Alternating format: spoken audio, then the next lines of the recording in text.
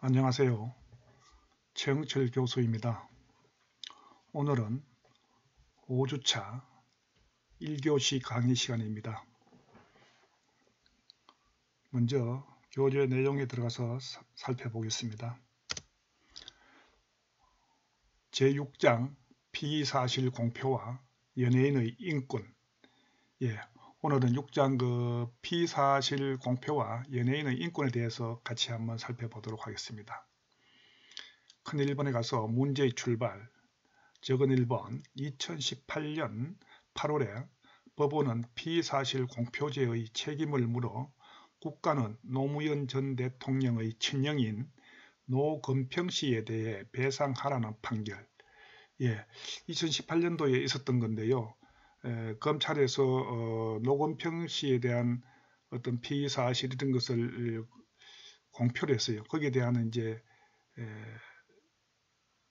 거기에 대해서 노건평씨가 국가를 상대로 소송을 한 거죠. 그래서 법원에서는 500만 원 배상하라고 판결한 내용인데요. 밑에 나와 있습니다. 그 다음 두 번째, 검찰이 노 씨에 대한 수사 결과를 발표하면서 노 씨가 피의사실을 범했다고 오해할 수 있는 표현이나 단정적인 표현은 피했어야 함에도 피의사실을 뒷받침하기 위한 증거까지 나열함으로써 노 씨가 입은 정신적 고통에 대한 위자료로 500만 원을 배상하라고 판시해. 그래서 검찰에서는 수사 결과를 발표했습니다만은 노건평 씨가 이것은 피의사실 공표죄에 해당한다라고 법원에 소송을 해가지고 법원 판결에서 5천만 원이네요. 500만 원이 아니고요.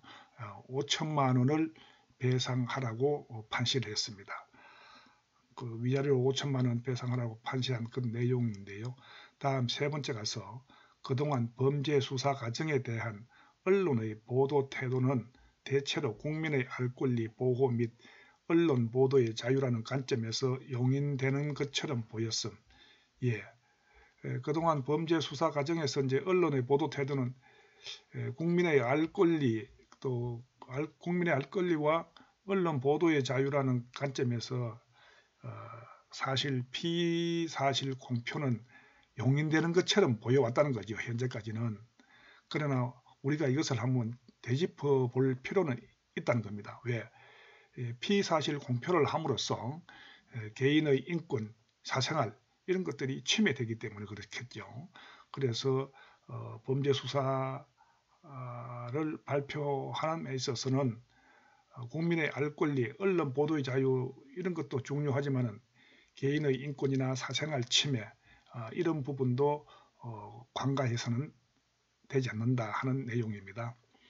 그 다음 4. 언론 보도로 인한 사건 당사자 즉 피의자 및 피해자의 사생활이 노출되며 경우에 따라서는 그 가족의 신상 정보가 유출되어 평온한 일상생활을 방해하는 등의 부작용도 심각. 조금 전에 언급했습니다만은 언론 보도로 인해 가지고 또 경찰이나 검찰의 수사 결과 발표로 인해 가지고 피의자라든지 피해자라든지 이러한 사람들이 사생활이 노출되는 거죠. 또한 그 가족들의 신상 정보가 유출돼 가지고 가족들의 평온한 일상생활을 방해하는 등 많은 부작용도 있다는 겁니다. 그래서 경찰이나 검찰 수사기관에서 수사 결과를 발표할 때는 개인의 어떤 피의자나 피해자의 어떤 인권 침해, 사생활 침해는 되지 않는지 하는 부분도 살펴보아야 한다는 내용입니다. 다음 페이지입니다. 5. 특히 언론의 경쟁적인 보도로 연예인, 정치인, 재계 인사 등과 같이 대중에게 인지도가 높은 유명인들과 관계된 사건 수사는 그 정도가 더 심각. 그래서 우리나라에서는 언론이나 검찰, 경찰 수사기관에서 수사 결과를 발표할 때 보면은 연예인이라든지 정치인이라든지 뭐 재계 인사라든지 이런 사람들이 수사를 받게 되면은 수사 결과 발표할 때 개인의 어떤 사생활 침해, 인권 침해 이런 부분들이 심각하다는 내용입니다. 6. 수사기관의 기소 전 범죄 수사 내용의 발표는 피의자의 기본권을 침해하는 행위이며 동시에 무죄 추정의 원칙에도 배치된다. 나아가 피의사실 공표죄의 구성요건을 충족시키는 행위. 이 내용은요, 이제 수사기관에서, 즉 다시 말씀드리면은 경찰이나 검찰에서 범죄 수사 발표를 하게 되는데요. 그 경우에 피의자의 기본권을 침해한다는 거죠. 그래서 무죄 추정의 원칙, 뒤에 나옵니다만은 무죄 추정의 원칙은 최종 법원에서 판결 선고 전까지는 무죄로 추정해야 한다는 그 원칙이죠. 그래서 무죄 추정의 원칙에도 위배이 된다는 거죠. 나아가서 이제 피사실 공표죄의 구성 요건을 충족시키는 행위라는 거죠. 그래서 경찰이나 검찰에서 범죄 수사 결과를 발표함에 있어서 피사실 공표죄에 해당하는지 안 하는지 이런 부분도 살펴볼 필요가 있다. 이렇게 이해를 하면 되겠습니다. 7번째, 연예인, 고위공직자, 정치인, 언론인 등은 공인이라는 이름으로 그들의 사적인 연애나 결혼, 이혼에서부터 심지어 아들, 딸의 성장사 역시 대중에게 무한정 노출. 그렇습니다. 연예인, 고위공직자, 정치인, 언론인 이런 사람들이 수사를 받게 되면은 수사 결과도 발표도 되고 또 언론에서는 이러한 내용들을 보도하게 되는 거죠. 그래 함으로 인해서 심지어는 그 아들, 딸들의 어떤 성장사 이런 것들도 대중에게 노출되기 때문에 그 아들, 딸들이 사회생활 하는데 많은 제한을 받고 있다. 피해를 보고 있다. 이것이 제2 피해자화가 되고 있다. 이렇게 이해를 하면 되겠습니다. 다음 큰 2번에 가서 보호받을 권리와 가치. 1. 피의자에게도 인권이 있다. 가. 무죄 추정의 원칙. 헌법 제27조 제4항은 형사 피고인은 유죄의 판결이 확정될 때까지는 무죄로 추정된다고 규정함으로써 무죄 추정의 원칙을 서는 무죄 추정의 원칙은 우리나라 헌법에서 이것을 보장하고 있습니다. 거기에 보면은 형사 피고인은 유죄의 판결이 확정될 때까지, 그래서 1심 판결에서 선고를 받았다 하더라도 징역, 예를 들면 징역 2년이면 2년 3년 선고를 받았다 하더라도 그것이 2심 판결 3심 판결에 확정될 때까지는 무죄로 추정한다는 거죠. 설사 1심 판결에서 징역형을 받았다 하더라도, 선고받았다 하더라도 그것이 죄가 확정되는 것이 아니고 죄가 확정될 때까지, 선고가 확정될 때까지 무죄로 추정해야 한다는 그 원칙이 바로 무죄 추정의 원칙입니다. 다음, 무죄 추정의 원칙은 정거법에 국한된 것이 아니라 수사 절차에서 공판 절차에 이르기까지 형사 절차의 전 과정을 지배하는 지도 원리이고, 피의자가 수사기관으로부터 조사받고 불기소 처분받는 일련의 과정에서도 그대로 적용. 이 내용은 이제 무죄 추정의 원칙은 처음부터 최종 판결 확정될 때까지는 무죄 추정의 원칙이 그대로 적용되어야 한다는 내용입니다. 다음 페이지. 형사 절차에서 무죄 추정의 원칙은 내단 배제의 원칙, 불구속 수사 및 불구속 재판의 원칙, 구속 피의자 및 피고인의 일반인과 동일한 처우, 그리고 미결 구금 일수의 산입 등으로 구현. 형사 절차에서 무죄 추정의 원칙은 예단 배제의 원칙. 속단해서 예단해가지고 형이 확정 판결 전인데 이것을 이 사람이 나쁜 죄를 저질렀구나, 이 사람은 징역형이겠다 이렇게 예단할 수 있다는 거죠. 예단 배제의 원칙, 그 다음에 불구속 수사 및 불구속 재판의 원칙, 구속 피의자 및 피고인의 일반인과 동일한 처우, 그리고 미결 구금 일수의 산입 등으로 구현된다는 거죠. 무죄 추정의 원칙. 여기에서 미결 구금 일수의 산입은 A라는 사람이 어떤 범죄를 저지르고 구속이 됐을 경우에 미결 구금 일수, 그래서 구속 일자가 나중에 그 사람이 최종 확정 판결을 받았을 때, 징역 3년 받았을 때, 그때 미결 구금 일수도 그 구속 3년 선고를 받았으면 그 3년 기간에 포함을 시킨다는 내용입니다. 산입된다는 내용입니다. 그래서 무죄 추정의 원칙은 예단 배제 뭐 여러 가지로 미결 구금 일수의 산입 등 이렇게 여러분들이 이해를 하시면 되겠습니다. 다음, 수사 과정에서의 피의자 혐의에 대하여 공표하는 것은 무죄 추정의 원칙 중 예단 배제의 원칙에 반하는 것이라 할 수 있습니다. 이 내용도 뭐 같은 내용입니다. 수사 과정에서 경찰이나 검찰이 수사 과정에서 피의자 혐의에 대해서 공표하는 것은 무죄 추정의 원칙 중에서 예단 배제, 여기에 반하는 것입니다. 예단 배제의 원칙에 반하는 것이기 때문에 수사 과정에서 피의자 혐의에 대해서 공표하는 것은 바람직하지 않다 하더라도 이것은 정말로 그 피의자의 인권 침해라든지 사생활 침해 이런 부분들, 또 예단 배제 이런 것들도 생각해서 발표를 해야 된다, 이렇게 이해를 하면 되겠습니다. 다음, 유죄 판결이 확정되기 전까지는 사회적, 윤리적 비난을 피고인에게 가할 수 없다고 강조. 그렇죠? 최종 판결에서 유죄 판결이 확정되기 전까지는 사회적이나 윤리적 비난을 피고인에게 해서는 안 된다는 내용입니다. 최종 유죄 판결이 확정되면은 그때는 뭐 사회적이나 윤리적으로 비난을 할 수 있겠습니다만은 그전에는 어떠한 이유로든 사회적, 윤리적 비난을 해서는 아니 된다. 피의사실 공표 금지의 원칙. 내용에 따라서 보면은 형법 제126조는 피의사실 공표죄를 규정하며 검찰, 경찰, 기타 범죄 수사에 관한 직무를 행하는 자 또는 이를 감독하거나 보조하는 자가 그 직무를 행함에 당하여 지득한 피의사실을 공판 청구 전에 공표한 때는 3년 이하의 징역 또는 5년 이하의 자격정지에 처한다고 명시.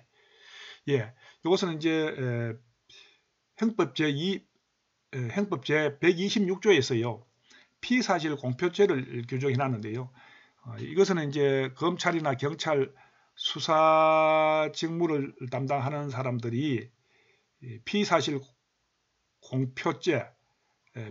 공표를 함부로 하면은 3년 이하의 징역 또는 5년 이하의 자격정지에 처한다라고 명시하고 있습니다. 그래서 이제 이 법에서도 경찰이나 검찰 수사기관에서 피의사실 공표를 수사 과정을 발표할 때도 개인의 사생활 침해나 인권 침해 이런 것들이 있는지 없는지 잘 판단해야 됩니다. 그래서 피의사실 공표할 때는 자칫 잘못하면은 경찰이나 검찰이 3년 이하의 징역 또는 5년 이하의 자격정지의 처벌을 받을 수 있다. 이렇게 법에서 개인의 인권, 사생활 이런 것을 보호하고 있다. 이렇게 이해를 하면 되겠습니다. 다음, 이 범죄의 보호법익은 국가의 범죄 수사권 및 피의자의 인권. 그렇습니다. 이 범죄의 그래서 피의사실 공표 금지 이런 것들은 보호법익이 뭐냐면 국가의 범죄 수사권하고 피의자의 인권입니다. 피의자의 인권이나 사생활 침해 이런 것들로부터 보호하자는 측면에서 이러한 법들을 제정한 거죠.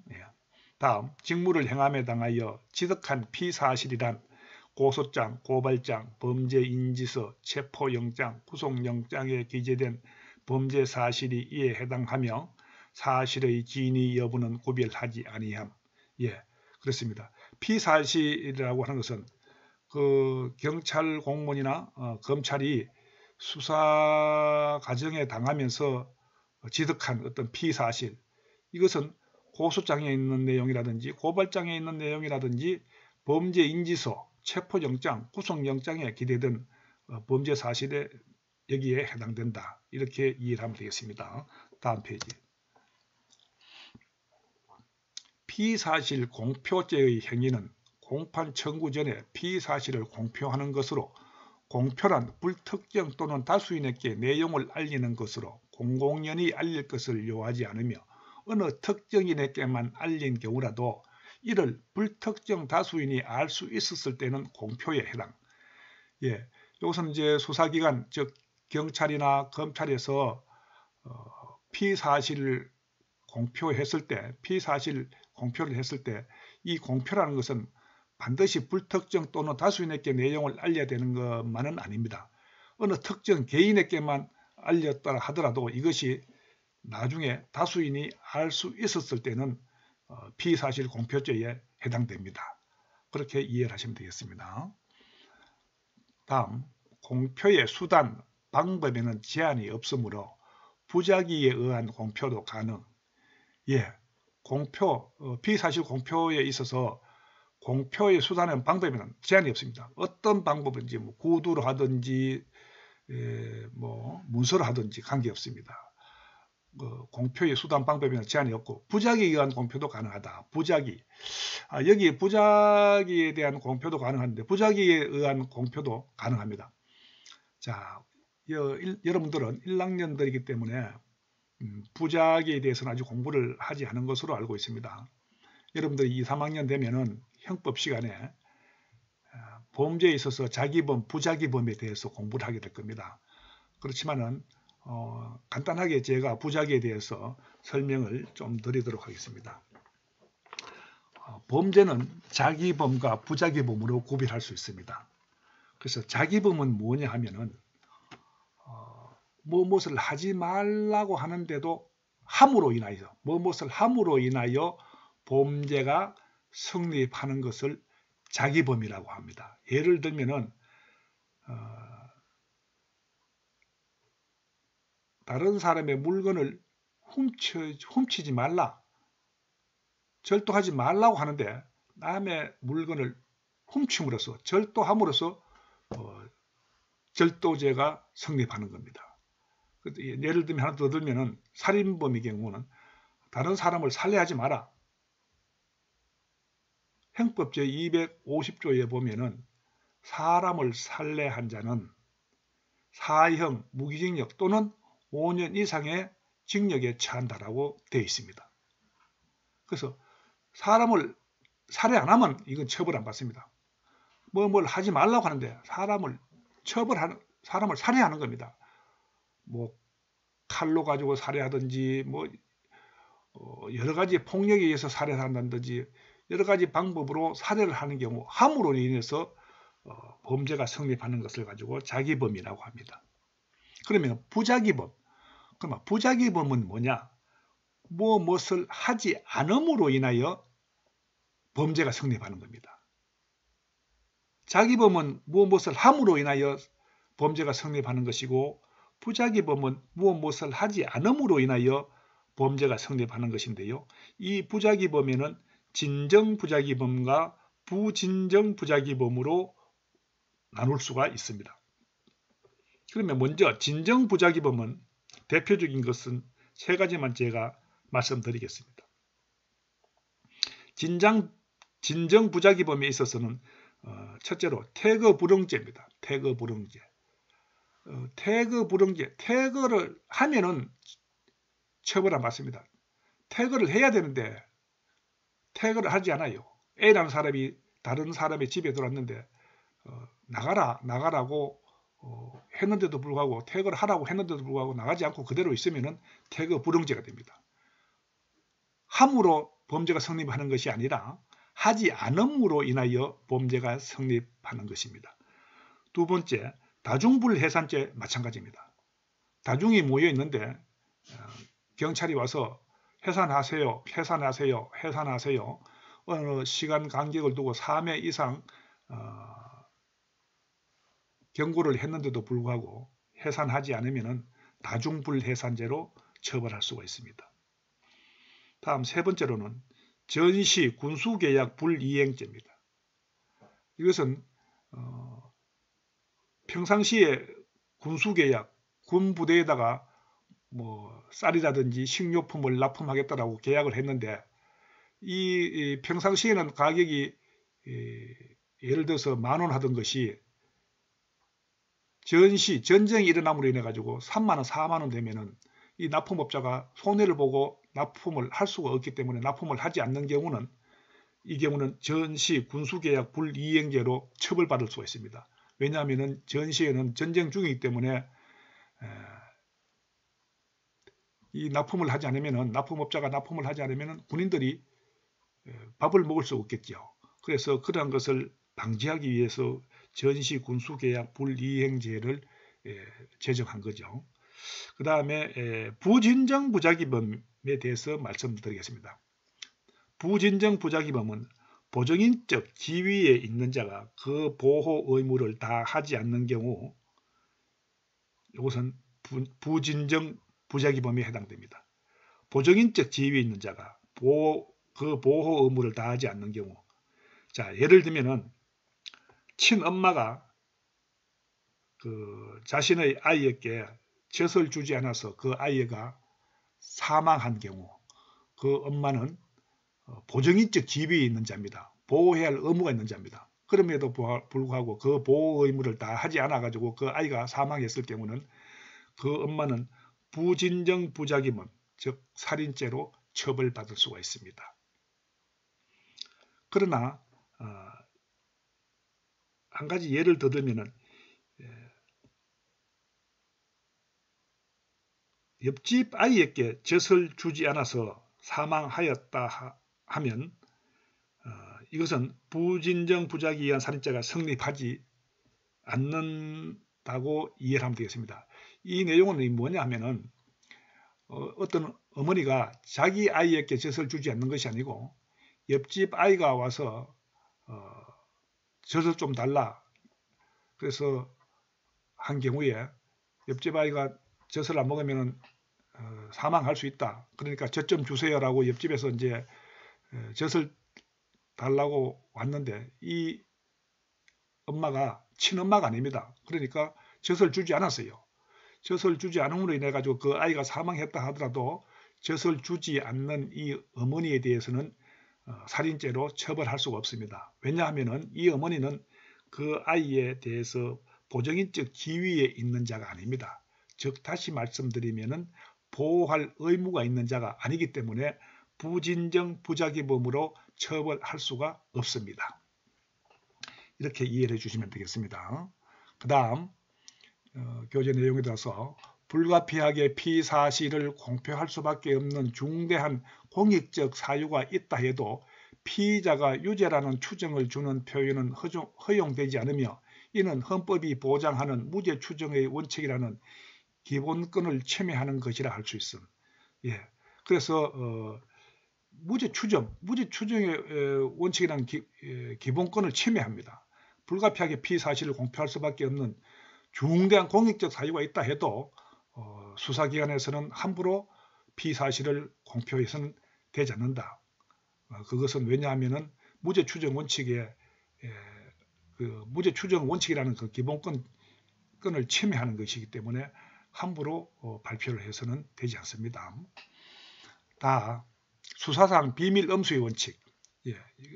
내용에 따라서 헌법 제17조는 모든 국민은 사생활의 비밀과 자유를 침해받지 아니한다라고 규정. 헌법 제17조에서 우리의 기본권으로 보장하고 있습니다. 모든 국민은 사생활의 비밀과 자유를 침해받지 아니한다라고 규정.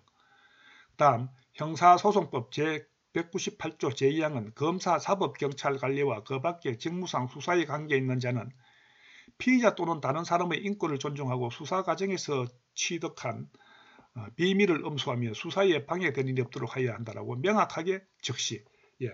형법 제17조에 대해서 17조에서도 국민들의 사생활 비밀과 자유를 침해받지 않도록 보호를 하고 있고요. 형사소송법 제198조 2항에서도요. 검사나 사법, 경찰 관리 이런 수사기관에서는 그 피의자 또는 다른 사람의 인권을 존중해라. 또 수사 과정에서 취득한 비밀을 엄수해라. 라고 명확하게 적시를 하고 있다는 거죠. 예. 그 다음 페이지 가서 경찰청의 범죄수사규칙 제7조는 경찰관은 수사를 하면서 알게 된 사건 관계인의 관련 비밀을 엄수하여야 한다며 비밀 준수 의무 규정을 두고 있으며 또한 동규칙 제14조는 각 경찰기관의 장은 신문 그 밖의 언론 매체에 수사에 관한 사실을 발표할 때에는 형법 제126조에 해당하는지의 여부 등을 신중히 고려하여 홍보 책임자 또는 홍보 책임자로 지정한 자가 발표하여야 한다며 수사에 관한 사실을 공표하는 데 있어 신중할 것을 요구. 예, 그렇습니다. 우리 이 경찰청의 범죄수사규칙 7조에도 피사실 공표를 할 때 함부로 하지 말라고 이렇게 규정을 하고 있습니다. 그래서 우리 여러분들이 만약에 경찰 공무원이 되었을 때 범죄 수사 하면서 비밀을 준수해야 됩니다.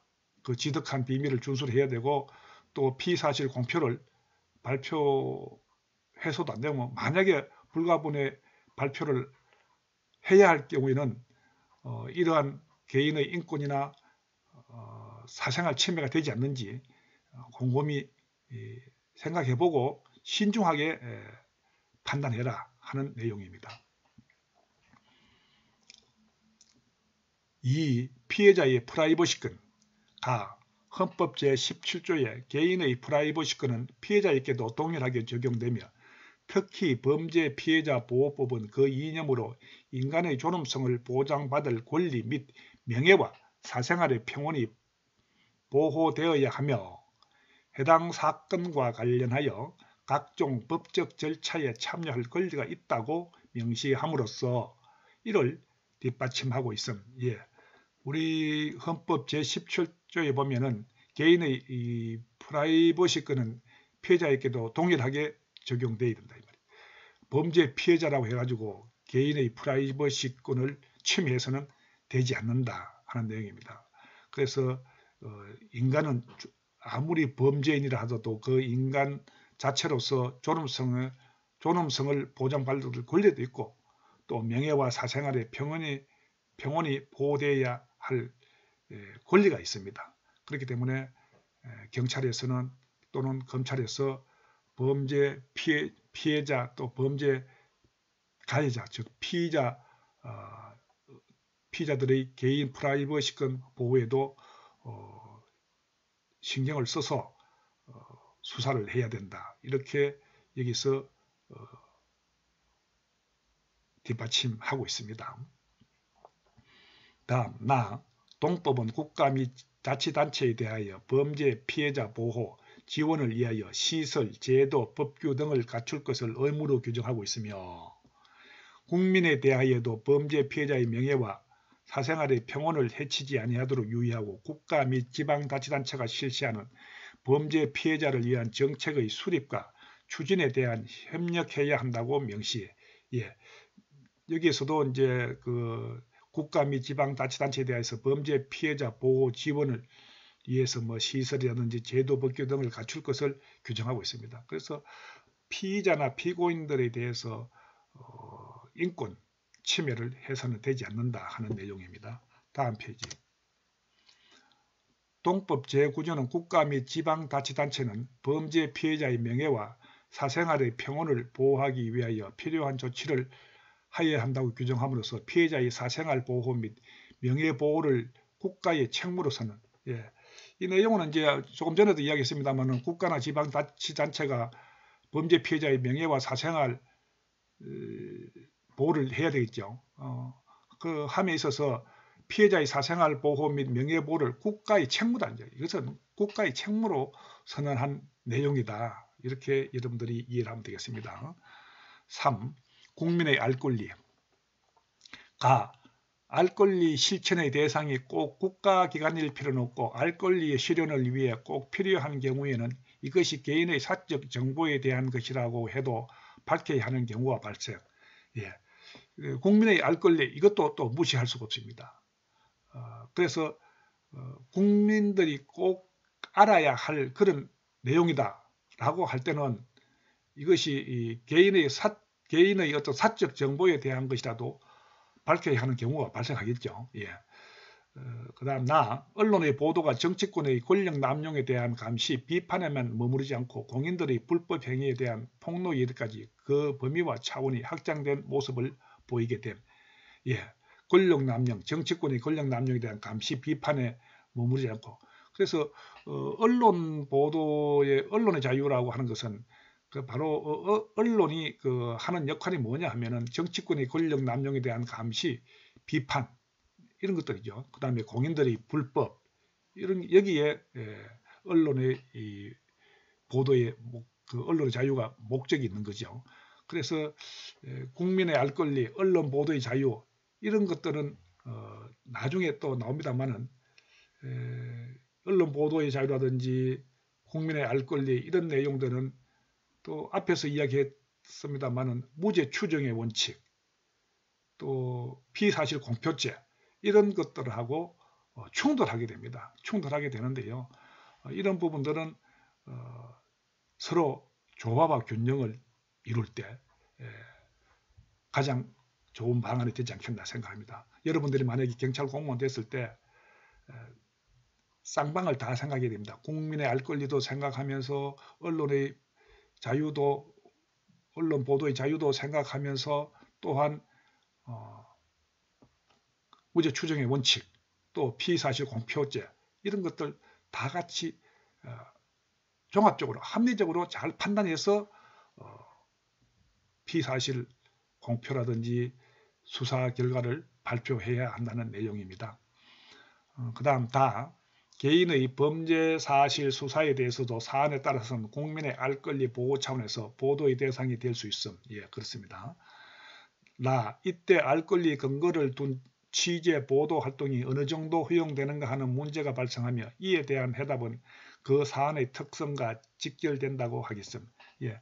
그래서 이제 국민의 알 권리라든지 언론 보도의 자유는 이러한 측면에서 볼 때는 그 취재 보도 활동이 어느 정도 허용되는가 하는 문제가 발생하는데 그것은 그 사안의 특성과 직결되어 있다고 여러분들이 이해를 하면 되겠습니다.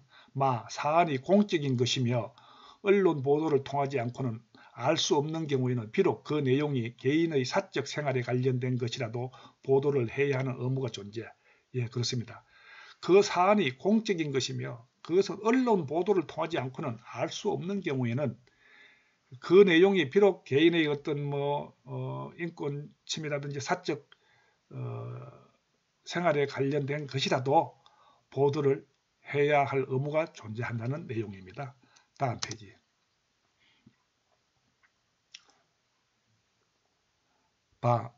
알 권리는 헌법상 유보조항과 법률 유보조항에 의해 다른 기본권이나 국가적 사회적 법익과 상충 또는 마찰을 일으킬 경우 제한될 수 있음. 예. 알 권리는 헌법상 유보조항이나 법률 유보조항에 의해서 다른 기본권하고 이렇게 충돌되기나 마찰을 일으킬 경우 알 권리는 좀 제한될 수 있다 하는 내용입니다. 이러한 유보조항이 있긴 해도 우리나라는 1991년 헌법재판소의 결정 이후 알 권리를 헌법 권리로서 인정. 예, 우리나라에서도 이제 헌법에서 헌법재판소의 결정 이후에는 알 권리를 헌법권 권리로서 인정하고 있다. 이렇게 이해를 하면 되겠습니다. 헌법재판소는 알 권리는 기본권 보장의 법리에 의해 그 실현을 위한 법률적 보장으로 구체화되어 있지 않더라도 헌법 제21조에 의해 직접 보장될 수 있는 것으로 판단. 예, 이것은 이제 헌법 제21조에 보장되어 있는 것으로 판단하시면 되겠습니다. 그 다음에 알 권리가 유보조항에 의해 제한될 수 있으나 그 제한은 알 권리의 본질적 내용을 침해해서는 안 되며 제한도 최소한도에 거쳐야 함. 예, 유보조항에 의해서 국민의 알 권리가 제한될 수 있으나 그 제한도 최소한도에 거쳐야 됩니다. 예. 차, 제한의 경우는 대개 알 권리가 다른 기본적 권리 또는 국가적 사회적 법익과 상충하는 경우, 즉 알 권리가 타인의 명예나 권리, 공중도덕이나 사회적 윤리, 국가의 안전보장이나 질서 유지를 침해한다고 판단한 경우에만 가능. 여기 이 내용은 뭐냐면은 그 국민의 알 권리가 그 국가적 사회적 법익과 상충하는 경우가 있어요. 그러면 이제 이걸 좀 더 구체적으로 설명드리면 알 권리가 타인의 명예나 권리, 요거는 개인적 법익입니다. 타인의 명예나 권리는 개인적 법익인데요. 알 권리가 타인의 명예나 권리 여기하고 충돌할 수 있겠죠. 그죠? 알 권리를 인정하다 보면 타인의 명예나 권리가 또 침해될 수 있다는 거죠. 요거는 개인적 법이고요. 그 다음에 공중도덕이나 사회적 윤리, 요거는 사회적 법익인데요. 공중도덕이나 사회적 윤리, 즉 국민의 알 권리에 지나치다 보면은 공중도덕이나 사회적 윤리가 침해받을 수 있다는 거죠. 그 다음 국가의 안전보장이나 질서유지, 이것은 국가적 법익입니다. 국가의 안전보장이나 질서유지, 즉 국민의 알 권리에 너무 지나치다 보면은 국가의 안전보장이나 질서유지에 침해가 된다는 거죠. 그래서 예를 들면은 국민의 알 권리에 너무 지나치다 보면은 우리 국가 안보상 보도해서는 안 될 내용들을 보도하는 경우가 있겠죠. 그죠? 국가 기밀 사항인데 이런 사항은 국가적 법익인데 이것을 침해해서는 안 된다는 거죠. 아무리 알 권리가 중요하다고 하더라도 국가의 안전보장, 국가의 기밀을 보도해서는 되지 않는다 하는 내용입니다. 그 다음 이 중에서 가장 판단하기 어려운 부분이 알 권리가 개인 기본권과 충돌하는 경우이며 특히 알 권리의 실행이 과도하게 개인 인격권을 침해하는 경우 이에 대한 적절한 조화가 요구된다. 예, 그렇습니다. 국가적 법익이나 사회적 법익이나 개인적 법익 이러한 것들은 개인의 알 권리하고 충돌하는데요. 이런 것은 적절한 조화가 요구된다. 가장 서로 국민의 알 권리도 보호되어야 되고 개인적 법익도 보호되어야 되고 사회적 법익도 보호되어야 되고 국가적 법익도 보호되어야 한다는 내용입니다. 다음 페이지.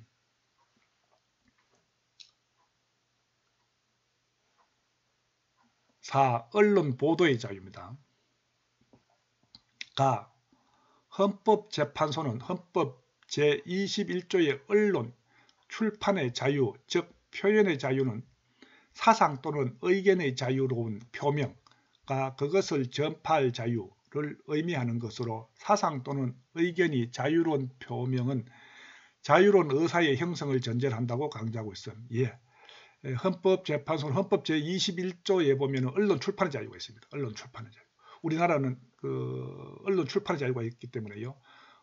누구든지 표현의 자유가 있습니다. 그 다음에 전달의 자유가 있는 거죠. 그죠? 여기서 표현의 자유, 표현의 자유와 전달의 자유가 있는데요. 표현의 자유에 너무 지나치다 보면은 개인의 사생활이나 인권이 침해될 가능성도 있다는 거죠. 그래서 표현의 자유와 개인의 어떤 인권 침해, 사생활 침해 이런 부분들이 서로 조화를 이루어야 된다 하는 내용입니다. 헌법재판소는 알 권리의 핵심은 정부가 보유하고 있는 정보에 대한 국민의 공개를 구할 권리이며 알 권리의 보장 범위와 한계는 헌법 제21조 제4항, 제37조 제2항에 의해 제한이 가능하다고 봄. 예. 이것은 이제 알 권리면 알 권리의 보장 범위인데요. 보장 범위는 헌법 제21조 4항하고 제37조 2항에 의해서 제한이 가능하다고 이렇게 보면 되겠습니다. 알 권리에 대한 제한의 정도는 청구인에게 이해관계가 있고 타인의 기본권을 침해하지 않으면서 동시에 공익 실현에 장애가 되지 않는다면 가급적 널리 인정하여야 한다고 명시. 예. 이것은 이제 알 권리에 대한 제한의 정도인데요. 뭐 요거는 기본권을 침해하지 않으면서 동시에 공익 이익을 실현을 해야 되겠죠. 그래서 가급적 널리 인정하여야 한다고 명시하고 있습니다. 국민이 공공기관으로부터의 정보 공개를 청구할 수 있는 근거법인 공공기관의 정보 공개에 관한 법률은 공공기관이 보유 관리하는 정보에 대한 국민의 공개 청구 및 공공기관의 공개 의무에 관하여 필요한 사항을 정함으로써 국민의 알 권리를 보장한다고 규정. 이 내용은 뭐냐면은 공공기관, 그래서 정보 공개에 관한 공공기관의 정보 공개에 관한 법률이 있습니다. 여기에 보면은 모든 국민은 누구든지 공공기관에 대해서 정보 공개를 청구할 수 있습니다. 청구를 할 수 있는데 모든 내용에 다 대해서 할 수 있는데 조금 전에 앞에서 언급했습니다만은 국가안전보장이라든지 국가기밀사항 이런 것은 정보 공개를 청구하더라도 그 정보를 공개할 수가 없습니다. 즉 다시 말씀드려서 국민들이 정보 공개를 청구하더라도 정보를 받을 수가 없다. 그러나 그 외의 사항에 대해서는 정부라든지 국가기관 단체에서 공공기관에서 정보를 공개를 해야 한다. 즉 이것은 국민의 알 권리를 보장하고 있다. 이렇게 여러분들이 이해를 하면 되겠습니다. 다음 페이지. 이 법은 공공기관이 보유 관리하는 정보는 이 법이 정하는 바에 따라 공개하여야 하며 정보란 공공기관이 직무상 작성 또는 취득하여 관리하고 있는 문서, 도면, 사진, 필름, 테이프, 슬라이드 및 그 밖에 이에 준하는 매체 등에 기록된 사항을 말한다. 여기서 이제 직무 작성상 취득 관리하고 있는 문서는 여기 이제 전자문서도 다 해당됩니다. 전자문서도 되고요. 도면, 사진, 필름 이런 것들을 전부 다 공개 청구하면은 국가 기밀 누설이 아니고 국가 안전보장에 침해되지 않는다면은 이런 것은 공개되어야 한다. 이렇게 이해를 하면 되겠습니다. 다음 모든 국민은 정보의 공개를 청구할 권리를 가지며 이게 이제 제5조에 나와 있는데요. 공공기관은 공공기관이 관리하는 국민 생활에 매우 큰 영향을 미치는 정책에 관한 정보, 그 다음 국가의 시책으로 시행하는 공사 등 대규모 예산이 투입되는 사업에 관한 정보, 예산 집행의 내용과 사업평가 결과 등 행정감시를 위하여 필요한 정보, 그 밖에 공공기관의 장이 정하는 정보 등에 대하여 구체적 범위, 공개의 주기, 시기 및 방법 등을 미리 정하여 공표하고 이에 따라 정기적으로 공개하여야 한다고 규정. 그래서 이제 공공기관에서 여러 가지 내용들을 공개해야 됩니다. 공개해야 할 의무가 있는데요. 만약에 국민 개개인이 정보 공개를 청구했을 때 국가기밀 사항이 아니면은 국가안전보장에 영향을 주지 않는 사항이면은 모두 공개가 돼야 된다는 거죠.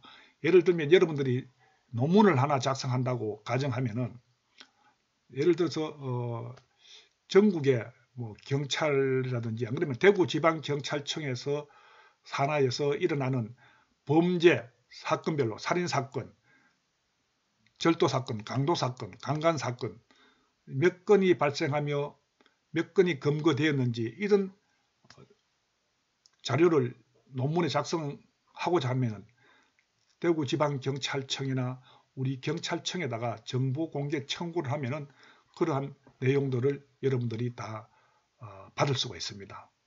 그렇기 때문에 개개인 국민들에게 공개를 청구할 권리를 제5조에서 보장하고 있다. 이렇게 이해하면 되겠습니다. 4. 동법 제9조 제1항은 공공기관이 정보 공개를 거부할 수 있는 이른바 비공개 대상 정보를 규정하고 있죠.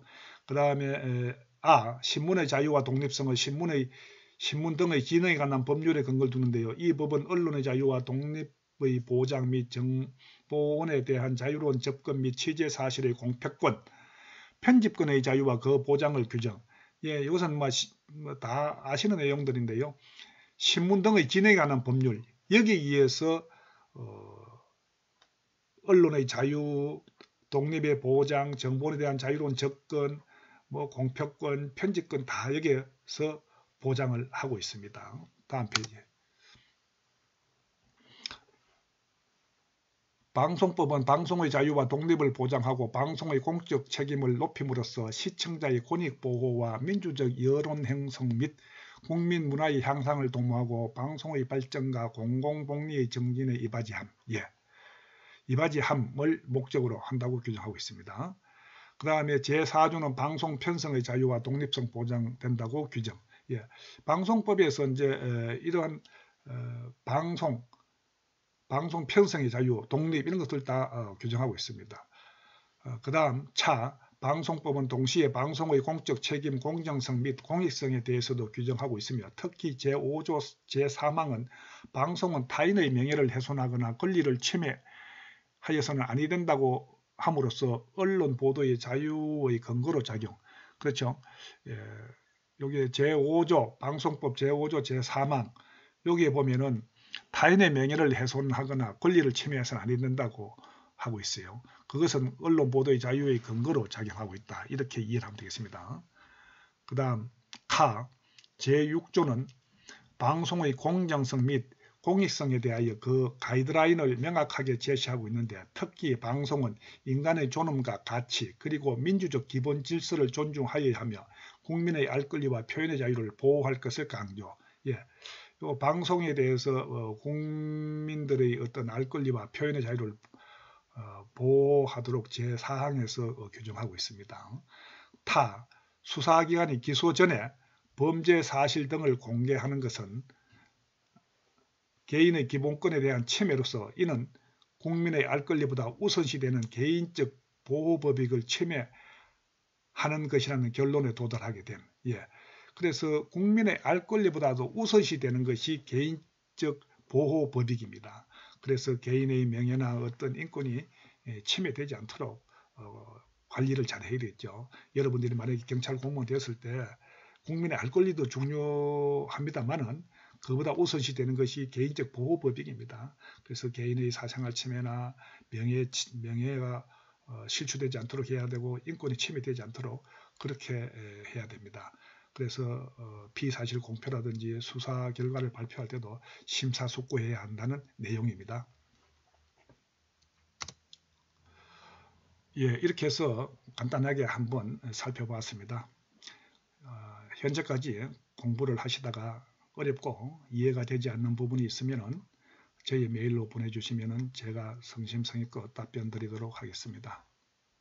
아직도 우리 사회에서 코로나가 종료되지 않고 있습니다. 여러분들 항상 코로나 조심하고요.